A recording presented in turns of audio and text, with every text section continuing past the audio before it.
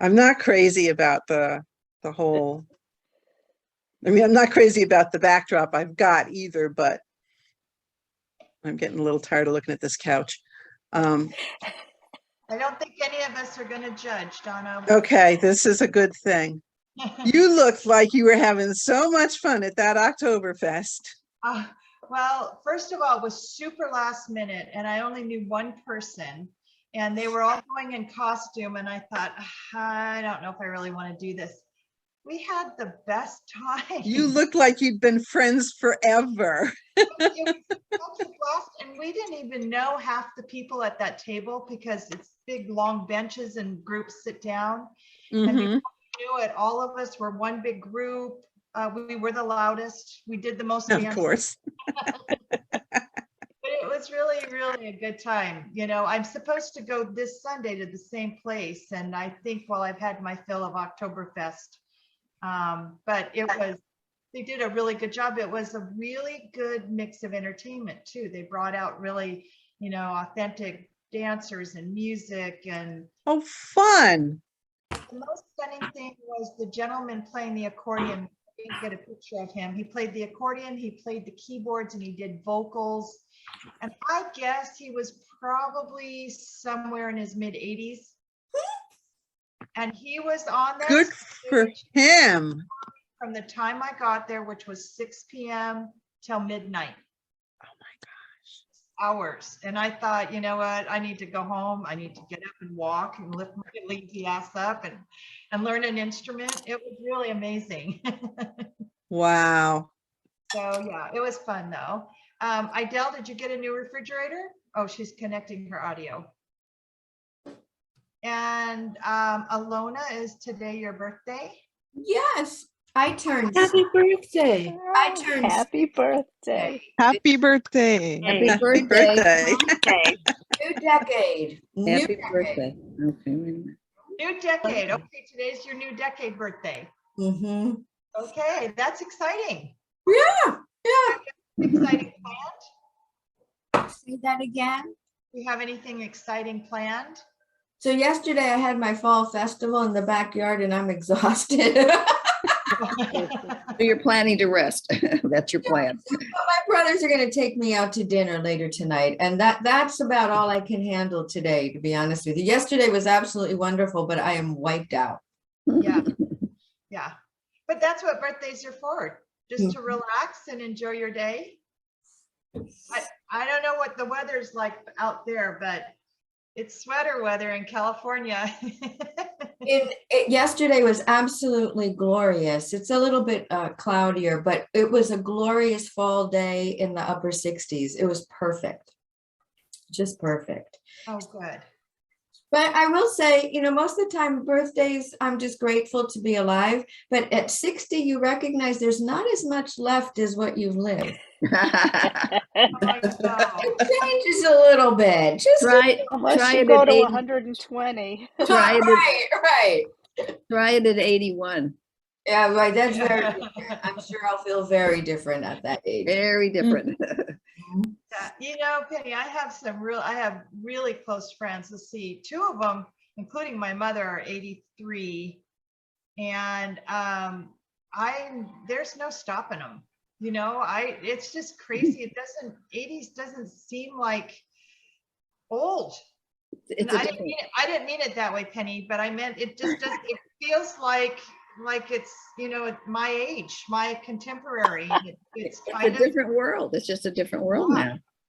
I remember how old my grandparents seemed at the age I'm at now, and I think, how is that possible? It was like they were 40 years older than I am now, you know, and that's. And remember your school teachers when you were young, who were probably in their 30s and 40s, but looked like they were 900.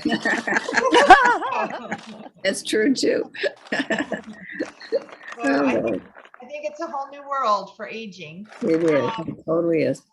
So I have to escape. I didn't mean it that way either. I need to leave a little early. So Marilyn or Mary Beth, when I go, I'll just help you. I have a small little restaurant, and the oven stopped working about a week and a half ago, and the guy that was fixing it just never came back. Oh, I don't know if that's anything to do with our oven or if it's him, but so I have a new guy coming today and I need to be up there to meet him. Oven is kind of important to have in a restaurant, so yeah, kind of. they've been making do. They're a very creative bunch, so when we do that, and then I don't know if Janet's joining us, Alona. I saw that text message and I don't know if she mentioned in there, I didn't read it. Oh, so she's gonna miss today. Okay, got it. And I think Idell's having some connection issues. Yeah, she's trying to come back on. Okay. How are you, Marilyn? And So Marilyn, I tried to find a link to your podcast. After yes, it hung up, and it's not up yet. The contract started Saturday. I thought that's when it would be posted. I think it'll be up next week. Everything is in. I think, right, Mary Beth? Yay! As far as I know, yes. Hector is our engineer, and everything got done and got in. Thank goodness for Hector, and yeah. So it should be up. I remember my mother always saying, if you're going to start something new at travel, do it on a Tuesday. So I asked for it to come up on Tuesdays. Will be the release day. So little things you remember as a little kid, you know. So Hector said to pick a day, so it'll probably be up a week from Tuesday. okay. Thank just you. keep this posted so I can send a link out. I tried and it mentioned you, but it wouldn't let me link it. So It did. I didn't even know I was mentioned yet. Yeah, I'm so not technical. I wouldn't know how to find me. I'll have to learn. Something else, I have somebody else I'd like to invite to the group. She's somebody that found me as a client, but we got together socially, and of course she is, are you ready, drum roll, a therapist. And I think that she would really, she's younger, has younger kids, you know, like school age kids, and I think it would just be such a great fit for her and for us. So if that's okay, I'll invite her for next week. Her name is Anna. So it was a very strange thing because at the end of our session, I had been out earlier shopping, and her email was Anna Lee. And I said, oh, and on the East Coast, they have those Anna Lee dolls.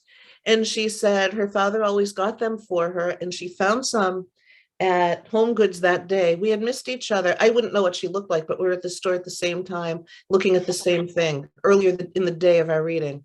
And I keep downloading. This woman's supposed to join in. So if that's okay. that's okay. Of course, the more the merrier, right? Yay.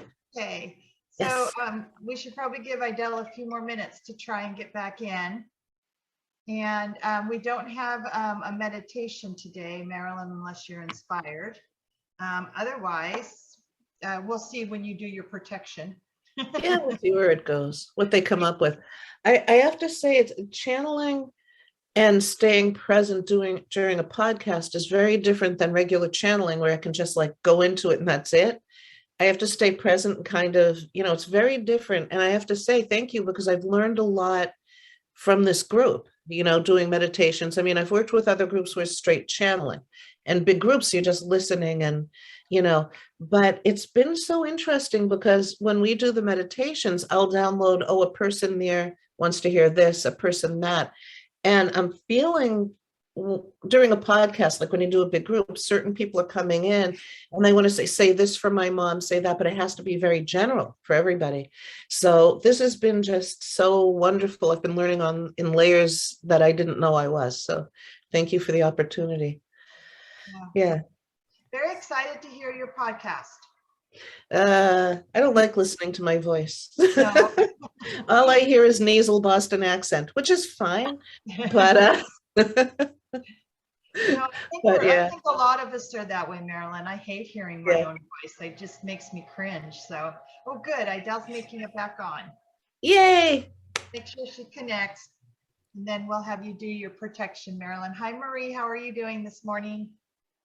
Much better. Good, good. I'm getting over a cold.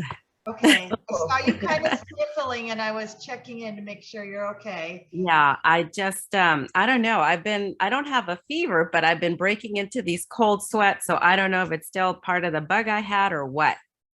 But Yeah. Here I am. My daughter came home with a cold, and she literally just came in, changed clothes, and left me the bug. I've Oh. had quite a few friends this go around that have had this little cold, this little virus that's going around, and it's lingering. I have a friend who's had laryngitis for almost 3 weeks, which is, unheard of, but it's just lingering kind of cold and ickiness. So as Janet says, take your magic mushrooms. Well, Marie, I think I caught it from you because I woke up sick. Oh, It's all right. It's just a cold. I did a COVID test. It was negative. good, So, good. yeah. Lisa, did you talk to Janet? How is she doing? Janet had COVID and the whole family was exposed. Any word?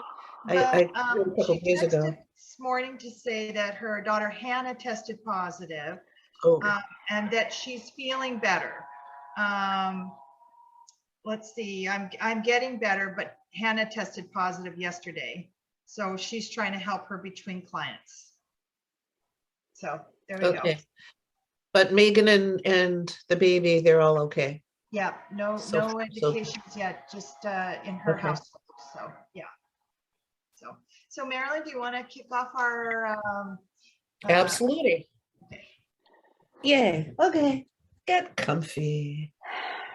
Get lively. Ah, just move around a little bit and feel everything loosen up, and take a deep breath and have your feet flat on the floor and palms up.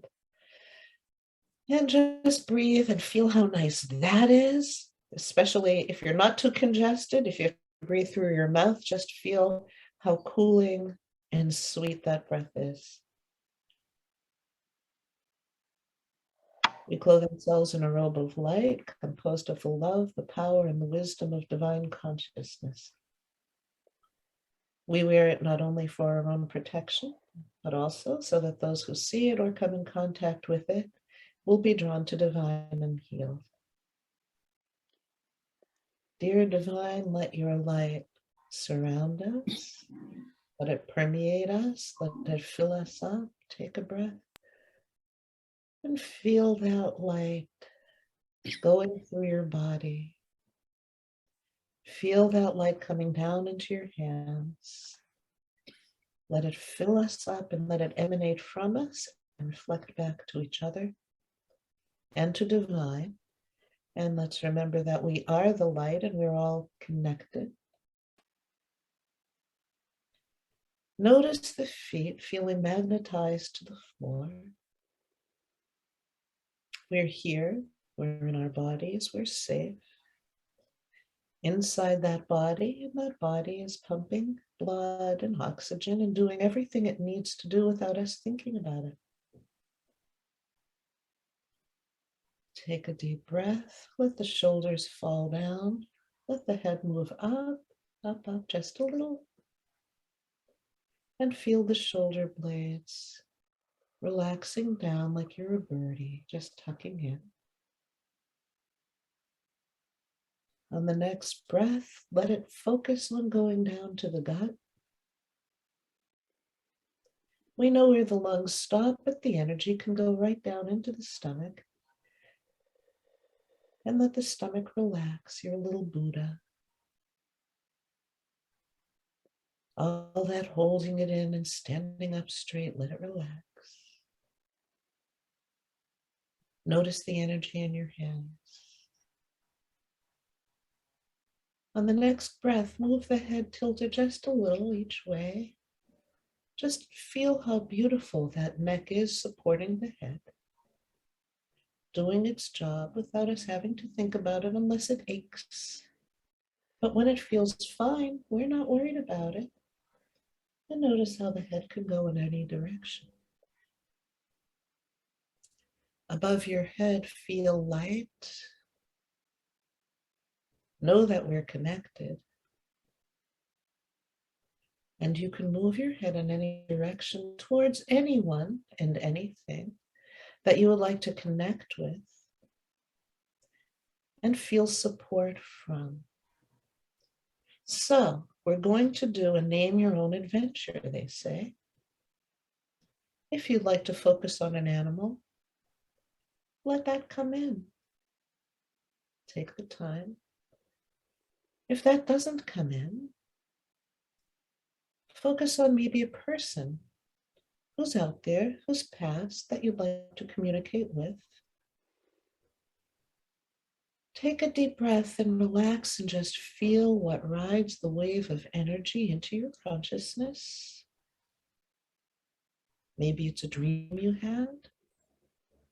Maybe it's a feeling of stretching and lying under the stars or under the trees. It's a name your own adventure. So if more than one thing came in, if a person came in and maybe an animal, that's fine too. Take a breath and just relax into it. Give your attention to whatever you have connected with. And realize that the energy of what you're bringing in is here to teach you, is here to help you expand your consciousness, and basically is here to love you. Just because we're in these beautiful vehicles, these beautiful bodies, it does not limit our ability to connect with everything and everyone. So imagine if you use your direction. Feel yourself sitting where you are and allow what you are inviting in to come to you, or who you're inviting in to come to you, and feel the connection of the heart. Notice what's happening in the gut. Take a breath, let it relax.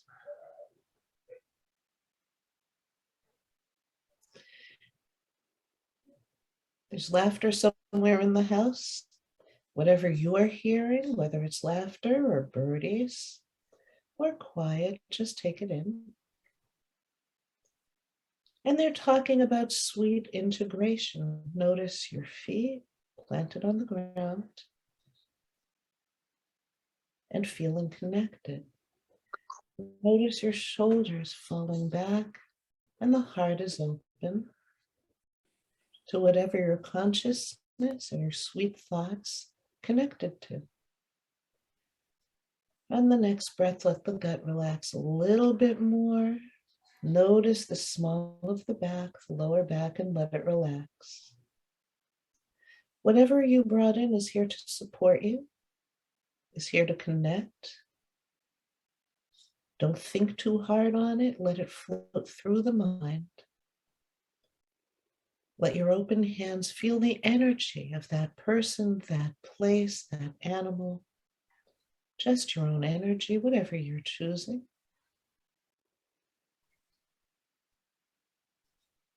And you are connected to everything, everywhere. And just as your feet are connected, so is the divine consciousness going straight up. We are always connected. And you can invite in at any time those you love, those you'd like to have a resolution with, those you'd like to just sit with quietly. And especially if you're bringing in an animal, just feeling that energy safely, the support of that animal. Notice that we can integrate this into our energy at any point in time, because our vibration is such a broad ability. We vibrate safely in our bodies. We can expand and feel and fly. We do it every day when we're sleeping.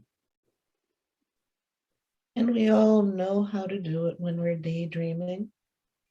We're just sitting and relaxing or meditating.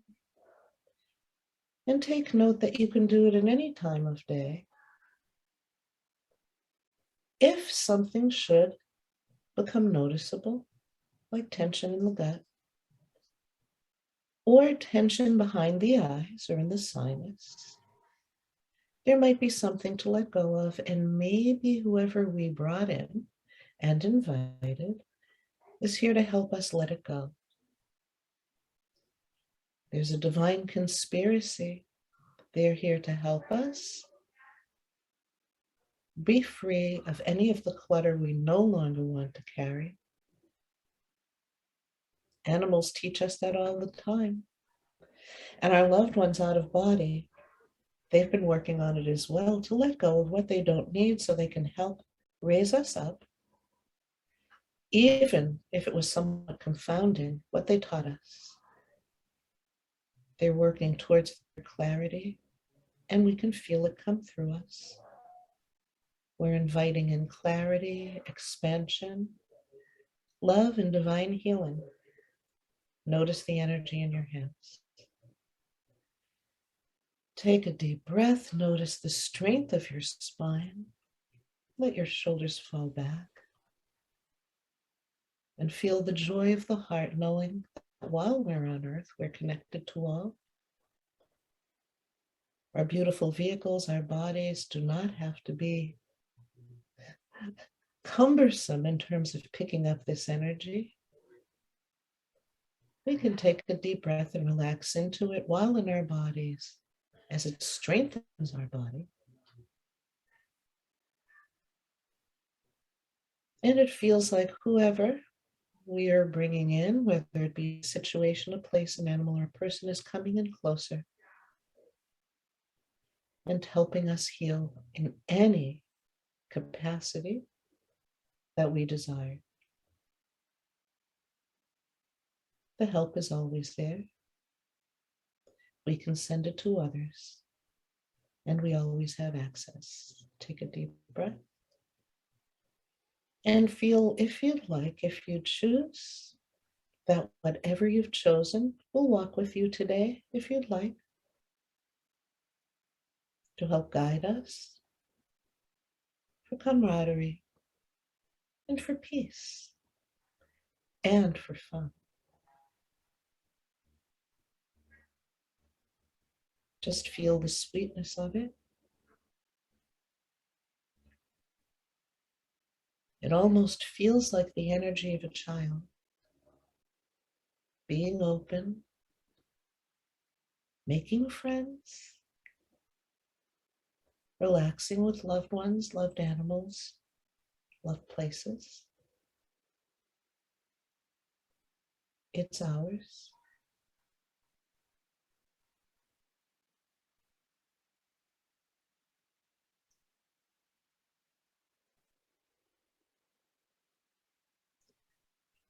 The sweetness of connection is your birthright and your soul right. And there it is.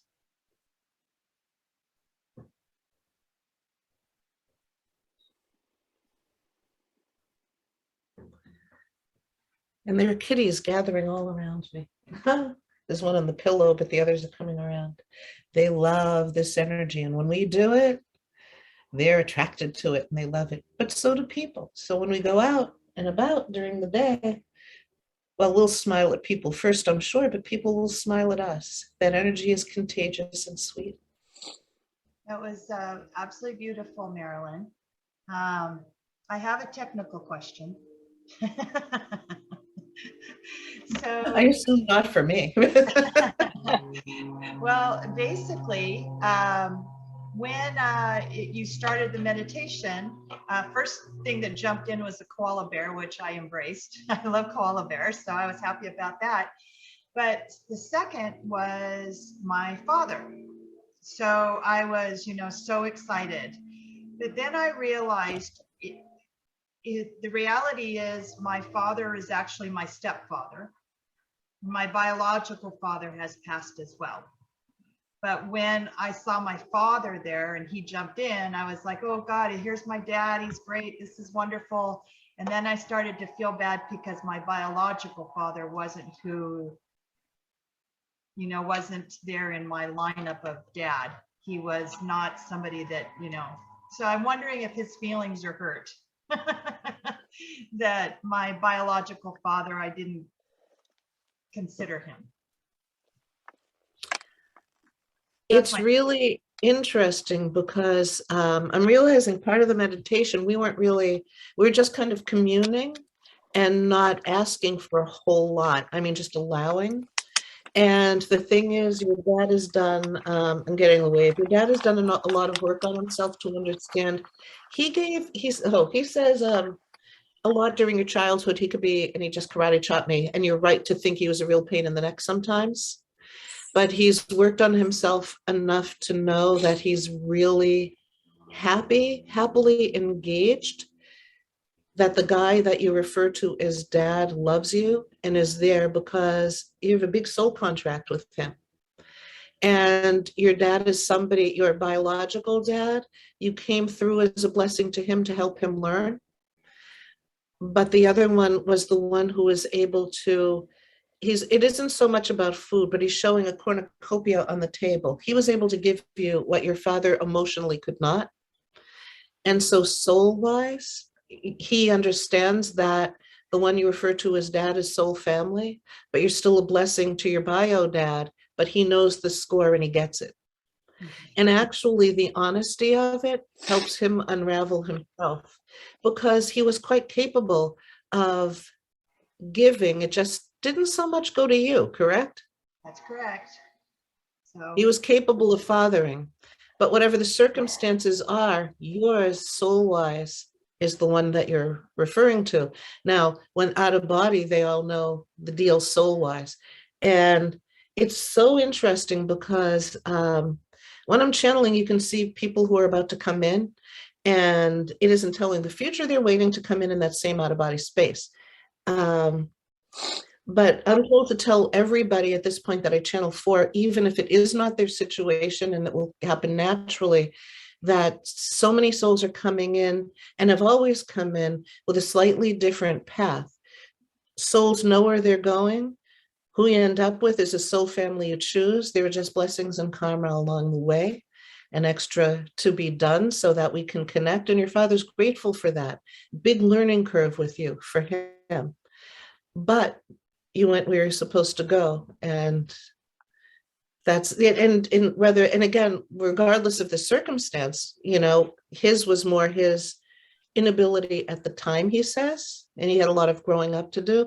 But this is whether there's surrogacy, adoption, whatever is going on. They just keep reporting that the souls go where they're supposed to go.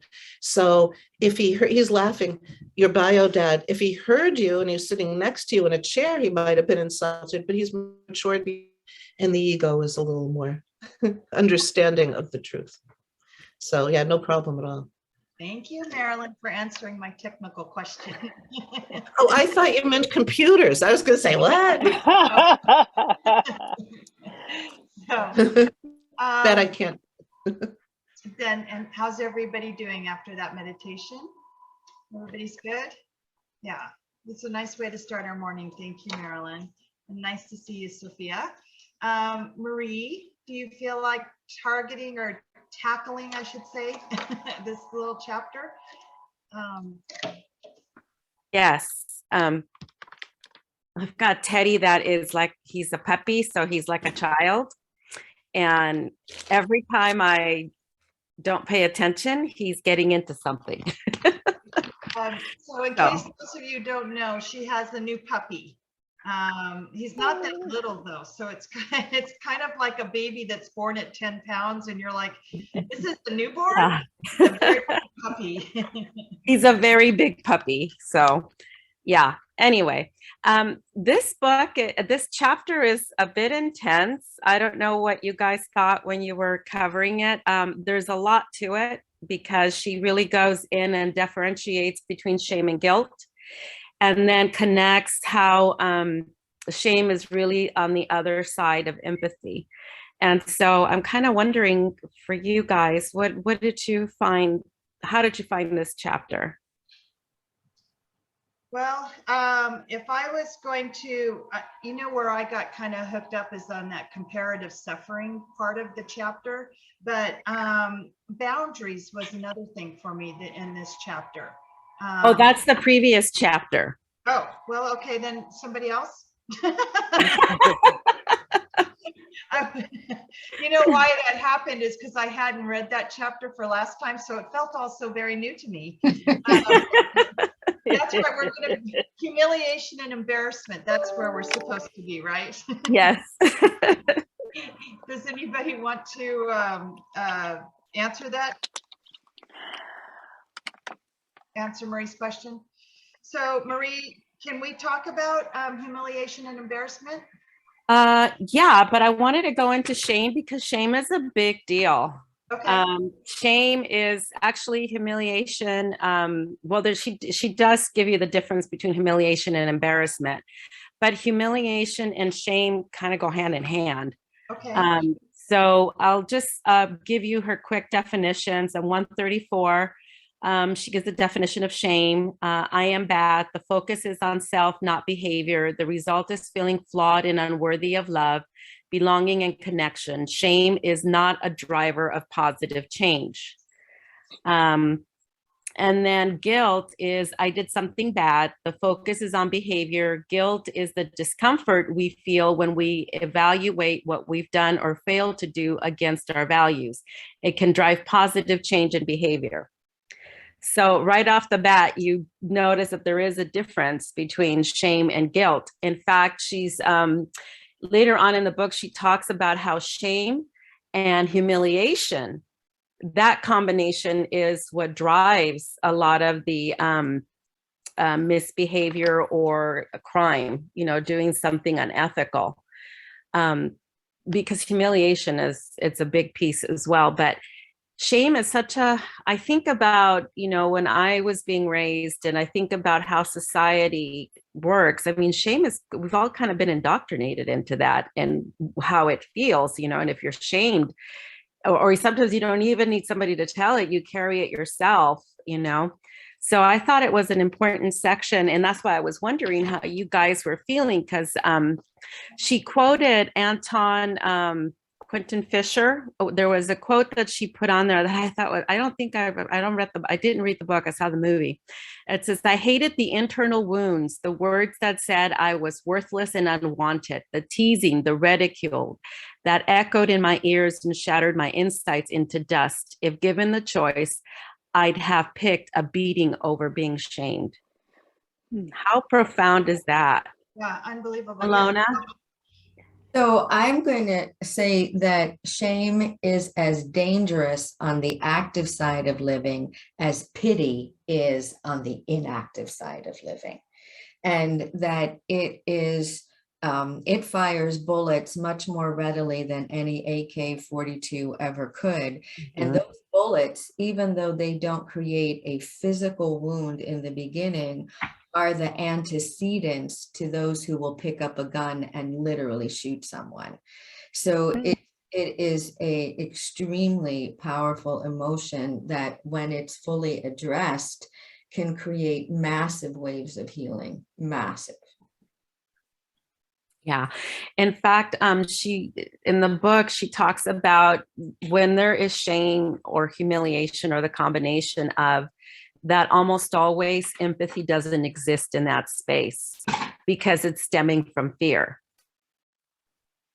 If you look at people who are, I'm really tired, so the words are going, the Proud Boys, all those people, those things, their base is shame and humiliation. They just prey on all those people who do not feel worthy and who are looking for someone else to blame for their lack of personal responsibility. And then when they join together, it exponentially grows.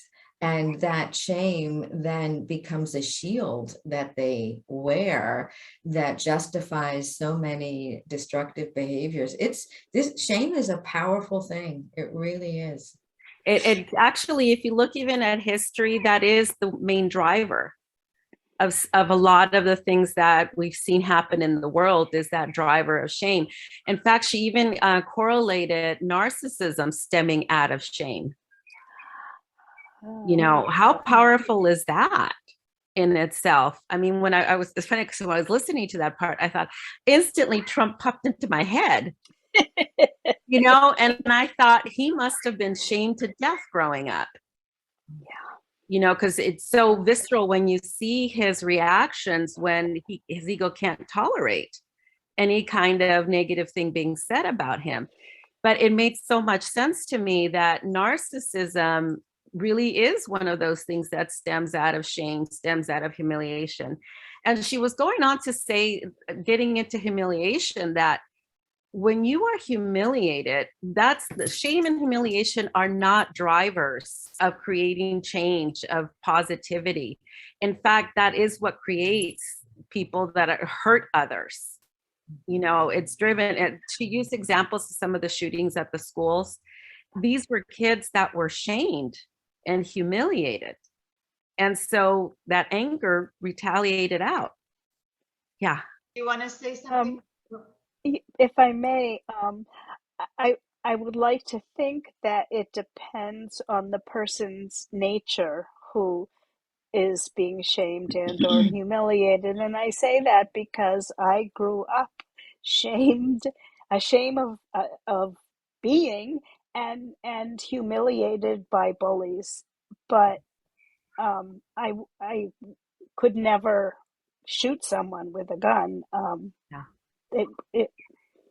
So I Yeah. just wanted to put that out Well, there. I think it goes back to that biopsychosocial model. We look at the environment, who you were raised with, and who are the groups that you're with. But she went on to say, in terms of humiliation, is that shame is one of those things that if you have somebody that gets you, that is safe, makes you feel comfortable, shame literally just melts away in that moment because you're accepted. But when it's being fed and added on to, it just expands. Like humiliation is one of the worst things that can happen to someone, because that is so visceral. You know, you just feel it with the intensity, versus embarrassment. Embarrassment is something where, like, when I get embarrassed, red cheeks pop up right away. But that's like momentary. The humiliation piece stays with you. If you would read Mary Trump's book about her uncle, not the recent book, but the one that came out earlier, you'd understand what Donald Trump is all about. I mean, it's just right in there, everything about shame, humiliation. His father did a lot of this to him. Yes. So it's quite, but the trouble is he's tuned into all of that and a lot of other people. And it's a shame. I mean, it really is bad. But I think that this is, I'm glad she brought this up through her research, because it's so much out in the world is driven by shame, which is, right behind it is fear, and the humiliation, and we've all been raised in it. We've all been raised in it. I mean, I was even thinking when I first discovered cooking, for me, cooking was a big deal, but I always wanted to learn, how do you do it properly? And then I started watching Martha Stewart, and all of a sudden I just became this perfectionist where everything had to be perfect. And then it dawned on me that I was exhausted from trying to be this perfect being. And at the same time, not only was I trying to be this perfect being, there was such great disappointment when things weren't executed as I wanted them to be. And I realized that was a lot of work. That was a ton of work. But she also talks about the perfectionism part of this, because perfectionism is another part of stemming out of shame. But this country really embraces narcissists and embraces perfectionists. If you look at the politicians, the majority of the politicians are at some level above average in terms of narcissism, and they have to be. They have to be. A while back, when I first started my doctoral internship, I actually interned with a place that did assessments, and we assessed police officers, we assessed nurses, doctors. And what we found is that the police department actually wants people that are higher on the narcissism scale as much as the altruistic scale, because of the stuff that they're exposed to. So they have to be a little bit above average in narcissism in order for them to take on the work that they're doing. So does that mean they can never be wrong in what they're doing, as some of them professed to be. And that's the way, by the way, Trump was raised. His father told him, don't accept wrongness or whatever. He's always right, right? Well, that's why we also have the scale for altruism, because we want them to be also altruistic, which if you're hired, that you did score pretty high in that scale as well. And so they're trying to, in the police department, they try to find a balance somewhat. So because you're out in the community, being a police officer is a lot of power. But you have to be at a certain level of narcissism to be able to carry out that type of power. I'm not talking Trump level, because Trump level, that would be dangerous to have police officers. That's an extreme. Blown up. Yeah, everybody would be dead by now. Is this why we go around saying, and my sister and I were talking about this one time, just the littlest thing we'll say, I'm sorry, like something, just nothing, you know, but if we feel like we did something, I don't know, walk through a door before somebody else did, I don't know, anything minor, I'm sorry. This is ridiculous, isn't it? Yeah. Ridiculous? Yeah. But you notice that the I'm sorry piece stems more from women than men? Yes, I do, absolutely. We're socialized that way. That's You right. know, we're socialized to be apologetic about things. That's way out of what I meant. Yeah, you're right. So she also talks about what do people that are resilient do in situations such as this? You know, how do they go about things, people that are work through, you know, shame, humiliation. And there's a section where she talks about 4 elements of shame resilience. And she also referred to Christine Neff. If any of you go to her website and take the assessment on self-kindness. I think it is self-kindness or I forgot the word. She has on the website, you can take the quiz and it'll let you know how you view yourself. And so. Is that the self-compassion inventory? Yes, the self-compassion. I couldn't even think of the word. I'm telling you, my brain is clogged up. Yes, the self-compassion. There's a quiz that you could take at the website and it'll give you a measurement of where you are in terms of self-compassion. Because if you think about it, self-compassion is not something that we're taught. Or half. You know, maybe small amounts of it, but we're really not taught. We're taught more about shame and guilt. Is this on Christine's website or Brené's? No, Christine Neff's website. How do you spell NAFs? Yeah, and actually, the website is self-compassion.org. Oh, okay. That's where you can take the self-compassion inventory. That's going to be a goodie. Sophia just shut her camera down, but I don't know if you could see the background. Her cats were not, her cats were shaming each other. Or something. I got no sleep. My life is total chaos. That little black cat he's got issues. Okay, I just got to say, all I do is break up fights. So thank you. I'm so sorry I brought that into, but you started it, Lisa. Yeah. Well, we're watching him right now. We're doing it right now. There's a cat fight going on behind you. And the same He thing chased happened her with out of the bedroom last night 3 times. Oh, look at that. And Marilyn's cats were fighting too. Did you see that? Or two? That's too funny. Yeah, Yeah. You think it's funny. Because we're actually watching them in action. And there is a dynamic where she is, he picks on her constantly. She's just like doing nothing and he just comes over and clobbers her. So I don't know how that applies to shame and humiliation, but oh man. Your poodle is gorgeous, by the way. Your poodle. Pardon me? Your poodle is beautiful. Oh, Marie. Oh, the poodle. Yeah, I only see, let's see the whole face. This is There we go. Charlotte. Is that the puppy? No, that's my Hold on, Charlotte. just She's a- almost 11 years old. Oh, look at her. Oh, I love it. Yeah. Relaxed. She's the queen. She Yeah. tries to assert her. It's funny because this morning I was watching because anytime he gets up and moves, she stands up and tries to see what he's doing. And this morning she jumped off and started to assert her dominance, and he saw that and he just dropped and rolled, just like dropped. Oh, She was like, and she was still like, oh, Charlotte, he just told you you're it. You're in charge. I said, he just literally just dropped and rolled. I love that. The female is always the alpha dog. If you have more than one, it's always the yeah. female. Is that right? That's what I didn't know that's that. instinctual for them. Yeah. The female is the leader of the pack. So he will always bow down to whatever she wants to do. Yeah, and he does. He just whatever. I take him for a walk and she'll do the sniffing, and then right behind he'll sniff too. But he waits for her to do, the sniffing and show, and then he'll go off and do what she says. But yeah, but she's funny because she really tries to assert her dominance with him, and he's not fighting it. He's like, whatever. Why take didn't that happen in my life? I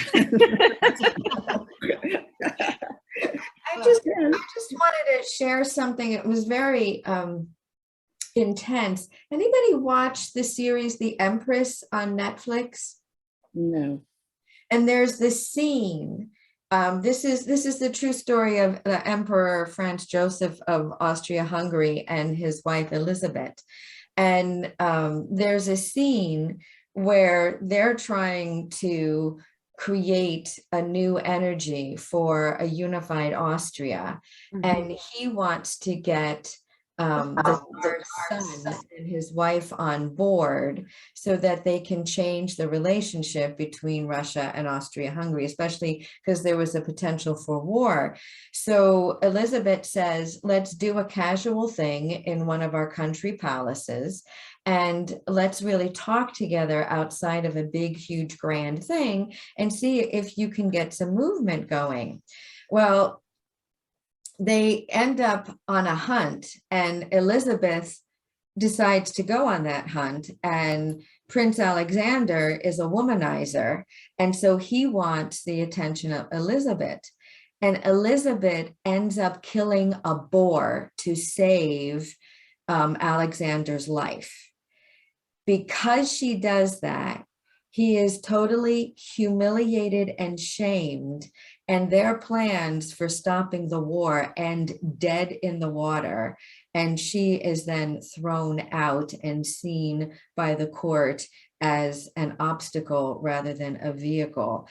It was an extremely powerful episode and everything that comes out of this, and like we're talking about these relationships with Trump and leaders all over the world, they affect billions of people living out of shame and humiliation. But if anybody wants to watch that series, it's really quite interesting.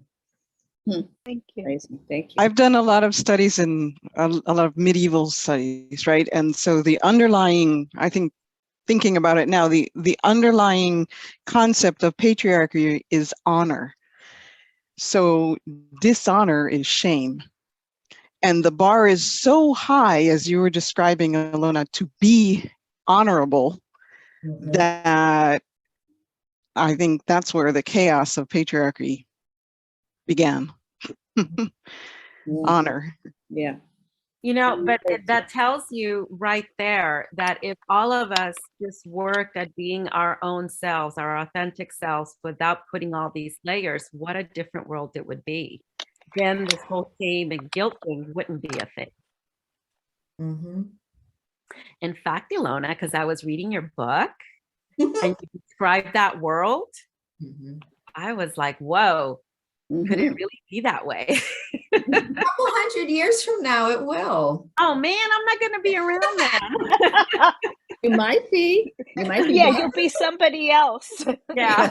You're gonna see Marilyn. Marilyn. We'll be around in one form or another, that's for Yeah. sure. It's interesting because this whole thing, it makes me think of one thing. I didn't come up with it. I learned in channeling that most people's bad behavior stems from trying to get a positive response from whoever is bringing you up and around you. And I'm listening and thinking, we come from a place where we're so loved, where it's all love. Anyone who's had the near-death experience or goes out there, it's unbelievable. You come back and everything is different.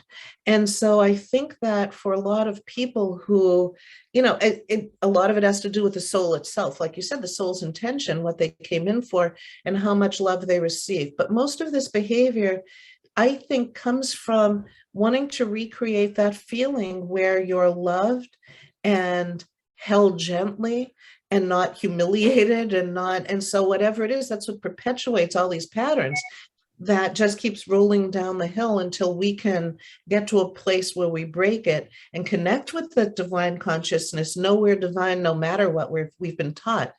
It's really frustrating to me because I really want to be angry at all these people who are doing horrible things, but it really comes down to, at some point, trying to fill themselves up in a way that was out there, but the brain messes it up or the ego gets involved. But it all comes from the need to connect, be a part of something, not feel thrown away, not feel, feeling like we're one with. And we come here, and I guess that's a test of who we're going to be. Can we do that? Will we do that?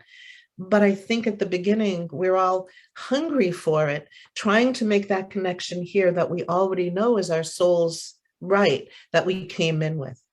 So it kind of diffuses the anger when it's just looking for love at the beginning. But that means even if we have, and there's so many words, empathy, understanding, whatever it is, but we have to form the boundaries so that we can really guide towards that real and divine love, as opposed to, I'm going to be at the top of the heap, so I'll be loved, So, but it really does stem from that need for love. Yeah. Gerda, did you want to say something? Yeah, so based on that premise, if enough, I don't know how many enough would be, but if enough people who see things the way you just described prayed for healing on behalf of Vladimir Putin, for example, would that create some kind of positive change? Ilona? I'm waiting for people to say something in my head. So I'm going to say two things about that, Robbie. The first one I'm going to say is everybody can pray and everybody should pray on all these different levels.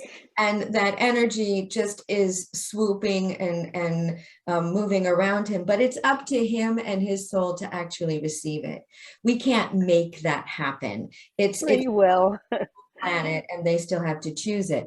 However, there's the other side to this is when you say prayers to that level, right? Even about how much we're praying to save our democracy in just a couple weeks, right?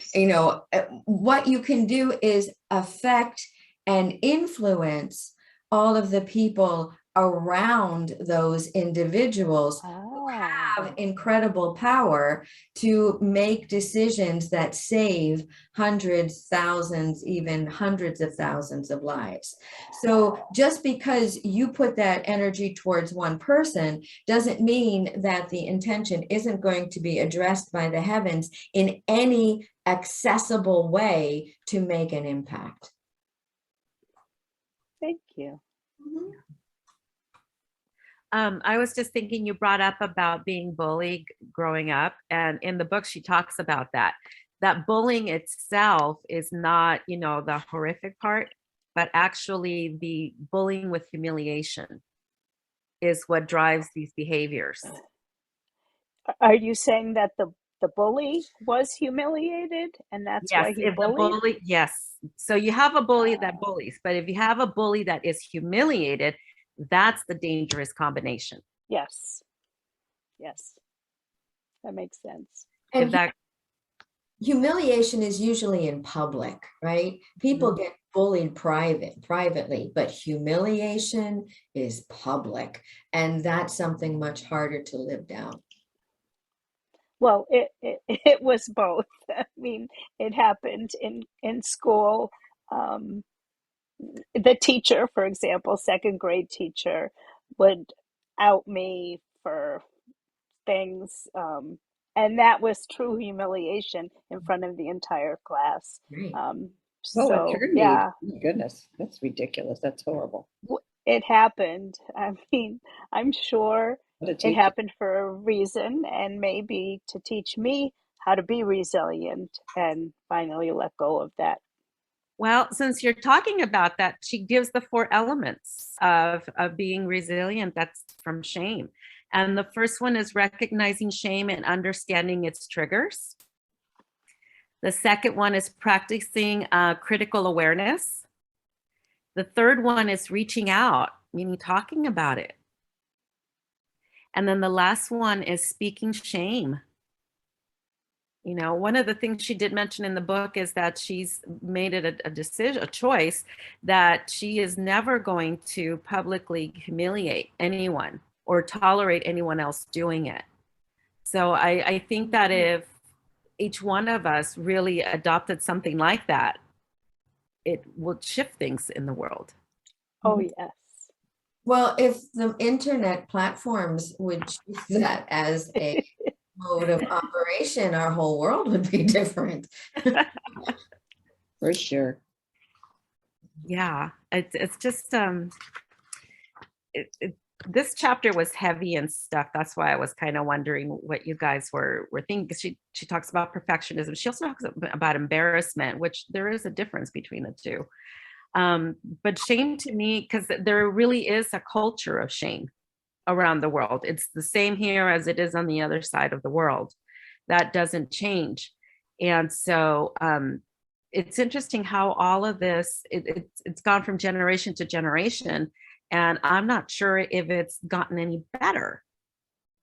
Oh, it's not going to. It's an ego-based process. The ego Mhm. was created to defend, protect, and scan for danger. And so it defines danger in all the ways of shame, guilt, humiliation. And I mean, that's all it does. I mean, that's the operating procedure of the third dimensional human being. The only way we get out of this is by shifting to the operational procedure of the soul, which is unconditional loving, compassion, kindness, attention, awareness, and all the rest of that goes along with it. So, you know, from my perspective, to be a third dimensional human being, this is your experience. Mhm.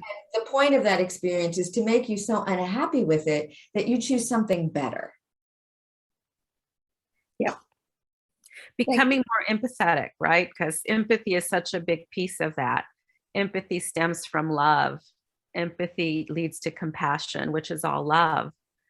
You know, but it's, you know, perfectionism, shame, guilt, all of those concepts stem out of fear. Humiliation stems out of fear, fear-based. I think from this book, what I really been getting is the difference between actions, behaviors that stem from love and behaviors that stem from fear. And all you have to do is just look out into the world and you see how much of those behaviors stem from fear. Yep. Oh, yeah. Right? Yeah. And our media doesn't help because all we get is fear, fear, fear on the media. Everything's a breaking news and all that business and scary stuff Yeah. and ugly Yeah. stuff. And then the tone, the way they say it, Oh right? yeah, oh yeah, really big stuff. Yeah. And the drug commercials. Yeah. Oh gosh, Constant drug commercials to scare us into whatever it is they want to Illness. sell us. Right, that's right. Yeah. Very much so. So I think if anything, by reading this book, I'm seeing things through a different lens now that I have a better sense of terminology. I don't know how it's impacted all of you in how you look at things, but I think for me, it has really opened up, you know, a whole new way of looking at it in terms when I'm looking out, is it stemming from love or is it stemming from fear? And if you can identify that, then if you understand that, then you can develop some compassion for whatever person. My friend yesterday was telling me she watched that series on Netflix with Jeffrey Dahmer. And the way she said it's actually pretty good. I cannot get myself to watch it just yet. But she was saying that she actually had compassion for him. And her daughter was like, what? How can you have? And I said, actually, I think that is the right feeling to have. I said, because we're all connected energetically. And look at his life, look at what happened to him that led up to the being that he became. You know, I don't believe he was born you know, already with the mindset, I'm going to do all of these things, things led up to that. And what she was telling me is that apparently he really felt something was off and his dad was like ignoring it. So clearly he was asking for help and he wasn't getting it. But it reminds me, even in my own training, that the first thing they teach us is, even though you can't connect with another being because you may not agree with their actions, you still need to find their humanity. You need to connect with their humanity. And that's what this is about. It's about connecting with their humanity, which leads to the empathy piece. Complicated. Didn't she have two aspects to empathy? One was affective. One was where you feel the cognitive one, and then the affective. Yes, That was the yes. last chapter.